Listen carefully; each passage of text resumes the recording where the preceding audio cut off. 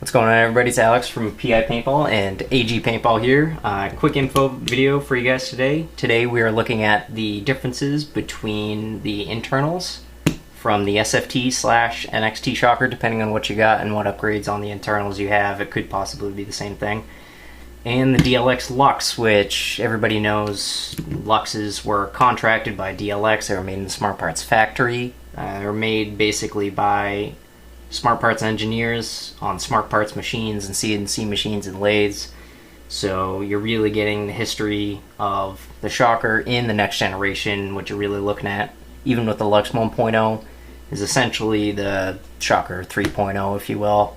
You're going from the SFT to the NXT, Luxe 1.0, 1.5, 2.0, which from 1.0 to 2.0, you're not looking at a lot of internal differences, really. If I grab this 2.0 right here real quick, what you're looking at is the eye covers. That's going to be the biggest thing. They went from complete magnet to magnet with a small screw. I believe it was, might have been, it was a 3/32 Allen screw or something in there. It's very tiny.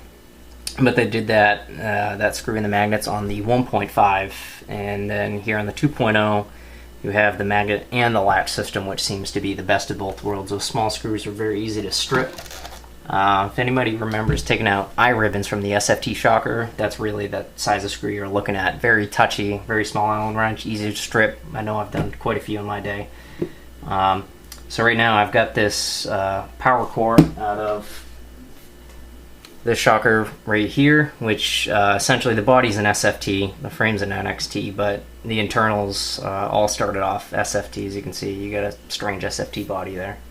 So we got that, and I've got the power core out of that pink 2.0 Luxe I just showed you guys. So we're going to start off with a couple key differences, what the improvements mean to you, what you're going to really get out of those improvements, and then we'll just do some small comparisons.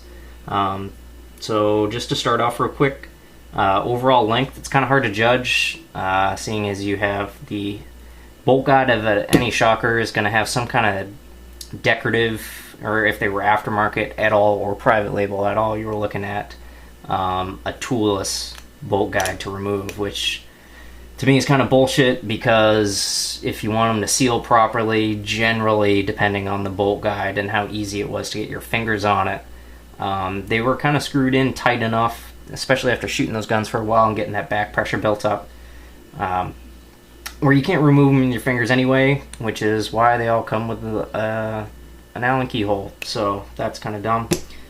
The Luxe, all the way back to the 1.0, are truly toolless. You've got that. It's attached to an O-ring, so you get that lever action with the locking pin. You lift it up, pull it out, nice and easy.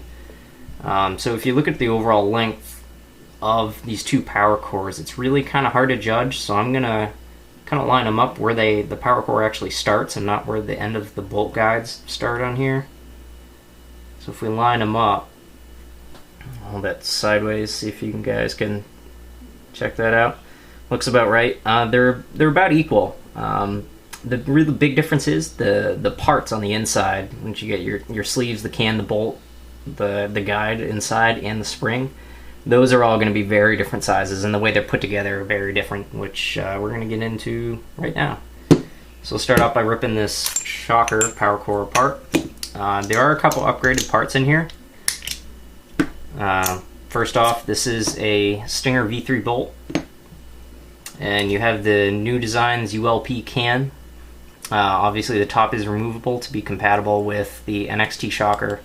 And that HE bolt that came in the shockers with, you got your top O-ring there. That was kind of always a pain in the ass that they kind of worked their way around with the Luxe. I think they did a better job working with it, but that's how it is. So the two-piece cans back on the shockers definitely added some length, and you couldn't truly get the ultra-low pressure you were really going for that they can get with the Luxe. Back in the day, it was solid. It was really good. You really got what was available out of the shocker, especially with a lot of those private label bodies having so many gouges and holes in the side of the body. They weren't completely sealed, so you couldn't even use these on all those shocker bodies. But this is pretty much the best you were going to get back in the day. I remember when I was playing back in 04, 05, I was shooting SFT shockers, and I remember really missing out and really wanting one of these ULP cans really badly, but I had a stock-bodied SFT shocker, which is, has the big window cutout right where the shocker little mini logo is. So I missed out on that. Now, obviously, you guys know I have 6 or 7 shockers right now. Definitely the best you could get back in the day. Again, full potential definitely realized in the Luxe Power Core. Moving on, get the sleeve. Way back when, a lot of these were going to be machined aluminum. Again, just standard aircraft grade aluminum, just like the rest of the body. Anything else? Eventually they went with a more lightweight. This is Delrin. You also had those really rare run. I think there's only a couple hundred of those. The clear. There's clear ones, and then there's a couple other random ones that were aftermarket that were really kind of finicky. They were touch and go. They also, speaking of that, had those clear cans too. They were made out of Lexon or something like that, some kind of polycarbonate, and they made them clear and not as low pressure as these ULP cans that New Designs put out, but it was definitely more the cool factor for those open bodied shockers, so you could see the bolt cycling inside. So the bolt guide internally, same, unless you had a bolt guide out of an extremely early, talking like the first half of the 2003 shockers that were put out, which I don't have any extra shocker parts on me, but you guys have seen, I think, in some of my earlier videos. This gap is going to be filled in here. They cut that out between these two O-rings for the inside of the bolt, just to allow for that lower pressure. Other than that, there's nothing special about this bolt guide except for the toolless part in the back. And on the bolt guide we have a Rhino spring, which was after they came out. If you really wanted the efficiency out of your shocker, and smaller guys like me I'm not 6 feet tall, I don't have really long arms, shooting a 68 size bottle with a regular reg, if there wasn't like a Gorilla Myth reg on there or something like that, it was a really long bottle, especially for me playing in the Snake. You're really trying to keep your form tight and keep down behind those cakes and stuff like that the PSP used to have. That 68 bottle on a shocker was just out of the question. It was way too big. So finally Gorilla came out with those really nice tiny peanut 45 tanks with the Myth regs, and that was a great setup. But if you didn't have some kind of upgrade like these ULP cans, the sprung bolts with the Rhino spring and the New Designs, or the Nox bolts, the Nox Kilo bolt that I have in my other Strange SFT, you were going to get 3 pods off a tank, which was obscene. Even in playing in the Snake, I felt a little dangerous going out with 2 pods and a hopper. It wasn't fun. It really made you re-strategize your whole game when you shouldn't have to, which was not fun. So eventually you get all this stuff that you can put in your shocker. Right now, out of that SFT with this setup, on a Peanut 48, I'm getting anywhere between 3.5, 4 pods in a hopper to I've had 6 in a hopper on a good day. So it's adequate. It's good enough. Certainly not a poppet. Never will be a poppet. Spools are always going to be spools. They're always going to suck air, but you do what you can do. So you got all these different pieces right here. The Luxe Power Core is a bit easier to take apart. I'm going to rip that apart right now. First big difference between the two is you have all this. So the whole bolt guide, as you can see, pretty similar. How far the bolt actually goes back on the guide, it's a bit further. The springs are definitely a lot smaller. They definitely cut out a lot more. You can see right at the end of that power core there, those are actually windowed, which is really nice. Anything you can do to get more air volume in there, create a lower operating pressure, try and save yourself a little bit of air. Anything you can do. So it's definitely cut out a lot more than any of the shocker bolt guides. big difference is really when you start getting into your sleeve, your can, and your bolt. So if we pop the bolt off of this Luxe right here, you can see this is all one piece. Sleeve and can, one piece, very tiny. Windowed and milled out almost as much as you can be. You've probably seen like the cores put out for Luxes by Pooty. You can find anywhere on PB Nation, anywhere on YouTube. He makes great products. I absolutely endorse those 100%. I have a couple. I don't have them on me. I use quite a few of his mods and Shockers, Luxes, the Ego 11 mod that he did. I know some guys that use his GTI mod. Fantastic. Absolutely go with that. If you got the money, go buy a Pooty core, like hands down. So just looking at this, you've got this can in the sleeve right here, and if we just hold it up next to a Shocker can and sleeve, you can just see how much bigger they are. Not just longer, but actually wider. The inside of the body seems to me like it just takes up a lot less space inside the Luxe. It's a smaller chamber. They figured out how to get the same, if not better, volume and consistency out of a smaller body chamber, which is great. You know, you're going from 2003 to now 2014 with the release of the Luxe OLED. I know they didn't change the power core, but you're looking at a 2.0. The technology is absolutely 100% the factor there, and just the money they dump in R&D to get this stuff, really great. So you're getting the same, if not better, efficiency out of the Luxe, out of a smaller system, which really shows because I shoot my Luxe with a 68. I can't shoot my Shockers with a 68. The gun setup for me feels too big. I've held them next to each other. They feel really similar. They kind of look really similar in terms of size, but the Luxe just feels like a smaller setup for me. So I really like that they were able to really slim that down. And then, as you even looking inside, the bolts seem to be about the same diameter. It's really hard to tell. I don't have my my measuring stuff here with me. That's over at the park. Inside looks relatively the same. You still have a set of O-rings on the inside of the Luxe power core, and there's a set of 2 right here, which kind of bypasses the system where you had one inside the Shocker sleeve down in there, and you also had one here and one here on the can. The only thing with me is those are kind of hard to reach with your finger if you're really trying to get lube, especially on that back one. I was actually just taking some sleek and trying to get it down in there. You can get like 3/4 of it really nice. Kind of a pain in the ass, not really that big of a deal, but you know, $1,500 gun. I'm a bit nitpicky with it, so you know, take it for what it is. It's not impossible, certainly not the easiest thing in the world, but it gets the job done. So take a look at the bolts real quick. This is Stinger V3. If I can rub away some of the grease so you can actually see the placement of the O-rings.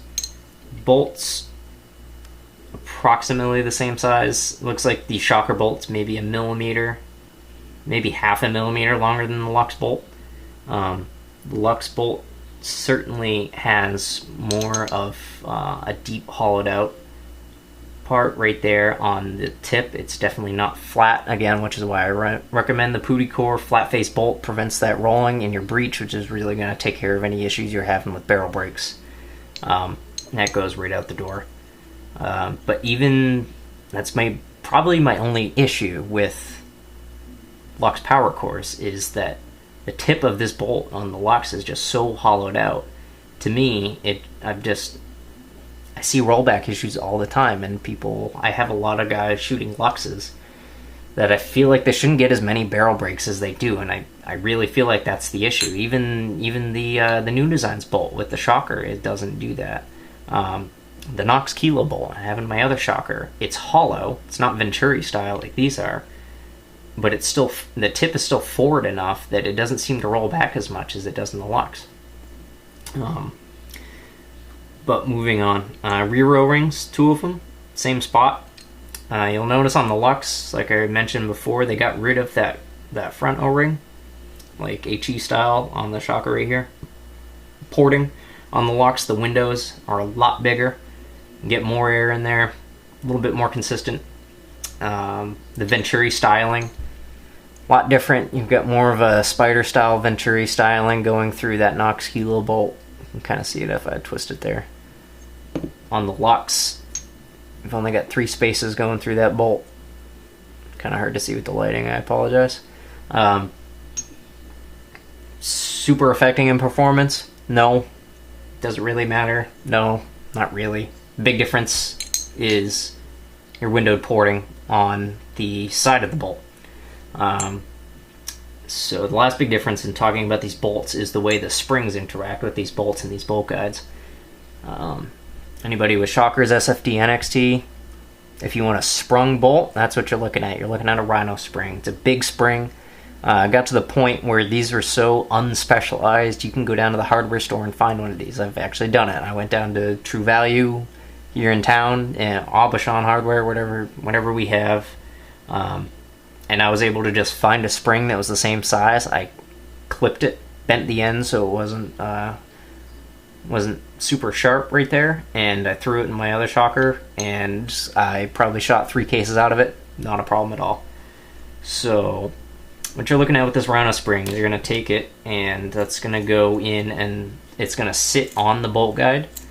And what's going to happen is that bolt in the shocker is going to go down, and it's going to suck all the way back to the back of the bolt guide and really create tension. And what that is for really is your first shot drop off and to increase efficiency. So it's kind of common sense physics to me. If that's charged back all the way, there is less force needed to move this bolt forward because it's sprung. Just sitting like this, it's going to push itself forward because it's on the spring. Pretty common sense, right? Makes sense. If it just sits here like this, it's not going to go forward by itself. With the spring, it does. So what that allows you to do is drop your pressure just a hair, because it's going to take less pressure for that bolt to actually cycle. That's also going to help with the first shot drop off. It should give you that extra kick. Most shocker boards, as soon as you get to the NXT, are going to have that automatic first shot drop off setting where it's going to charge and put a little bit more pressure and air behind that first shot or two to prevent that bolt stick and to get that first shot out. And after that, you shouldn't have any problems. The Luxe and what DLX has done, / what Smart Parts has done, is actually install a very smaller spring, which, I don't know if I can fix my lighting here so you can see inside that window. The spring's actually sitting inside that window. It's going to be about yay big, about the size from the bottom of the window here up to almost where the tip of the bolt is, right there. It's a lot smaller. And what it does is it comes down and it hits the bolt guide. It doesn't go all the way around the bolt guide like it's sheathing itself on it. It actually goes into the tip of the bolt guide right here. The tip of the bolt guide is hollowed out, and that sits there. So you have that, and the bolt actually kind of recesses itself down into the bottom of the power core. And just do that. It actually goes back just like on a shocker. It goes back almost to that double stack O-rings right there. But that is the same deal. It's going to eliminate your first shot drop off. It's going to allow for the lower operating pressure, again, because you don't need as much pressure. Pushing that bolt forward, it's going to do it all by itself. The biggest thing is not that the fact that it's there and it can be there, is that it's there out of the box. It's stock. You don't need to go to True Value and find yourself a spring, and if you don't want to buy one of these Stinger bolts or Knox bolts or something, you actually have to get a machinist, maybe go find somebody on PB Nation like CS900 or somebody, and actually have to hollow out the back of your bolt. That's all just kind of there with the Luxe. Again, you're paying for a $1,500 gun when these things are brand new. Kind of that stuff I would expect after people figured out that if your shocker's not sprung, you're not getting the real potential out of it. So I can see that. Again, we're just going through and looking at the differences and stuff like that. Does this spring system on the bolt and this power core and this bolt guide work better than the spring system on this bolt and bolt guide? That's hard to tell. It really depends on a lot of factors, you know, down to, I've seen a lot of people on the internet, everybody bitches about the stupidest stuff and the really tiny stuff, you know, people, I see people make videos all the time. What's his name? Mike, Tech PP Mike. You see people, you know, you ever watch one of these videos where he goes out and test shoots a gun for efficiency and stuff like that? He's taking the temperature of the tank. Well, that's because people on the internet don't shut up about that small stuff. Does it really matter? You're going to get that many more shots out of it if the tank's 1 degree colder? No.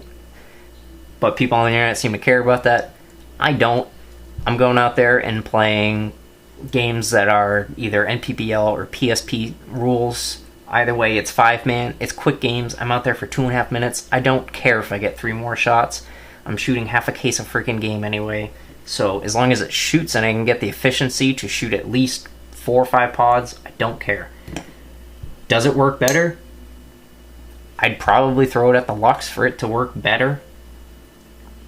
Could you get it tuned so that you get a shocker being more efficient, more smooth than a Luxe? Probably.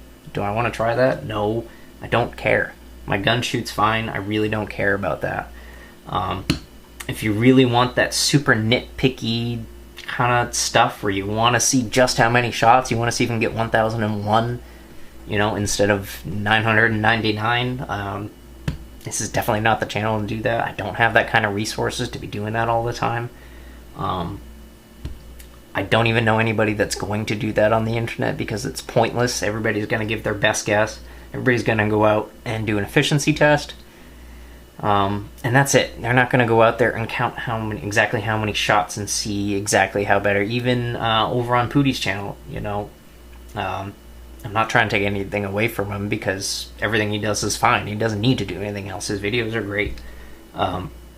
He's going to go out there and he's going to show you the sound signature, which is good to me. Fair enough. I play in the Snake. I want to be quiet. I get that. He's going to show you how smooth it is.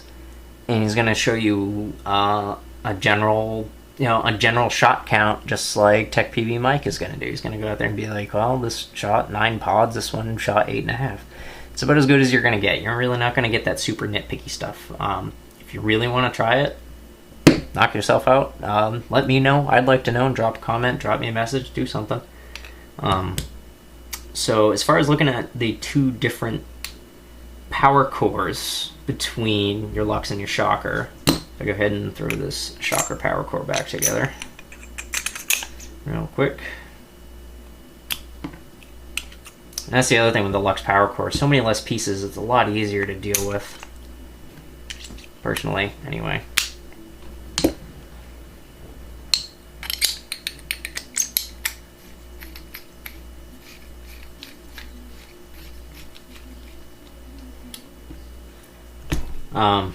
Really, I had to throw out a conclusion on it. Yeah, the Luxe is going to work better. I like the system better. But it is the updated version of the shocker. It's the evolution of the shocker. I expected it to be better. I assumed it would be better. It should be better. If it wasn't better, I would be really upset. I would probably go, I'm going down to Extravaganza in 2 days. I go over and talk to DLX and be like, what, you guys are charging $1,500 and you guys aren't doing better than, you know, New Designs and Knox did with a shocker from 2003. That would be absurd.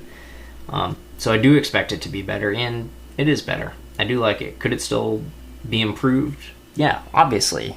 Pootie's got those power cores out there that are fantastic that definitely improve on the Luxe. Stock power core. There's no need for Luxe to do that in all their Luxes. I understand that. They're still a business. They're still looking to make money. They still need to mass produce these things. So I absolutely get it. Other than that, the only thing I wanted to cover besides all that comparison stuff was really just kind of what type of grease. You've seen it in all my shocker maintenance videos and stuff like that. You guys know I tend to favor hater sauce and hater marmalade, which I have both of right here. Obviously, sleek is always going to be in there because this is what you're going to get with a Luxe. If you have any left over, Smart Parts lube from way back when, that is great lube. I have a couple tubes left. I try not to use it when I don't have to, because I really like it, and I only want to use it when I absolutely have to. The other thing I'll occasionally use on shockers is dye lube. Dye lube seems to work just fine for me.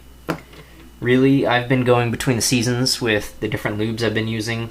Recently, because I've been shooting Luxes over shockers, I've been sticking with the Sleek, which, as you can see, this is what comes with a Lux. Doesn't say Sleek on it, just says grease silicone lubricant, but you can see right there in the logo, the E's are backwards, just like they are with the word Sleek on Smart Parts' Sleek Lube, and you've got the Smart Parts crosshairs. And if I grab a bottle of actual Sleek, there you go, Sleek. It's the same exact lube. If they try and tell you differently, they're freaking lying. So other than that, this stuff is great. There's no reason to use anything else. I just use hater stuff because I've used it for years and years and years and years and years, going back right after, I don't know if any of you guys have been around for a long time. Back in the day, you might have used Slick Honey if you went to a bike shop or stuff like that. I remember using Slick Honey, and then after the Marmalade came out, the Hater Marmalade, I started going over that because that's pretty much the closest to Slick Honey that you're going to find, I think anyway. Preferably, I use this in the summer when it gets hotter, because this is a little bit more stiff. I think it lasts longer in the power cores.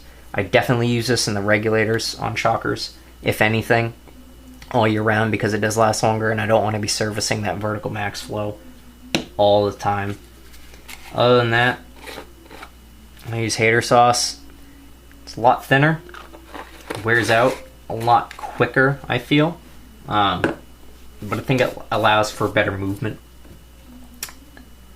I think the Sleek is kind of in between the sauce and the Marmalade. It's a good all-around grease. You really can't go wrong with it. Dye lube is more towards Marmalade than it's going to be for me. I feel to Sleek. It's kind of in between Sleek and Marmalade. Maybe a little bit closer to Sleek, but good alternative if that's all you got, if you're all out. You know, because this stuff comes in everything. It even comes in the $250 rail packages, so these little dye tubes are floating around all over the place. So real quick, I just did these up in Sleek, and going back to the springs, I guess a combination of looking at the spring, the difference between the springs and the grease. You can definitely see, looking at these Rhino springs in the shocker, it's very smooth. Not a lot of force there. The spring is definitely not super tight.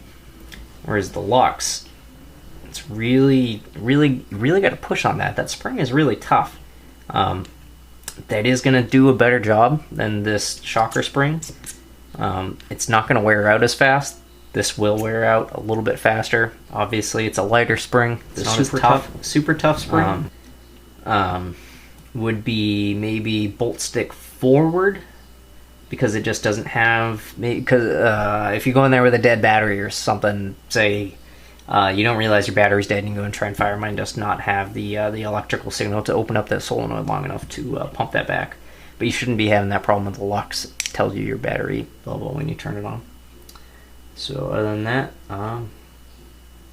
that's about it. That was just a quick comparison video. My thoughts on the differences between shocker and Luxe power cores. That's about all I got for you guys today. I should be getting out some more videos to you guys soon. I will be heading down, by the time this goes up, I might be already down at Extravaganza, and I will be doing vlog updates, video log updates, whatever you want to call them. I'll be hitting you guys up with new product, quick couple of minute videos so you guys can check stuff out. And yeah, that's about all I got for you guys right now. Thanks for watching.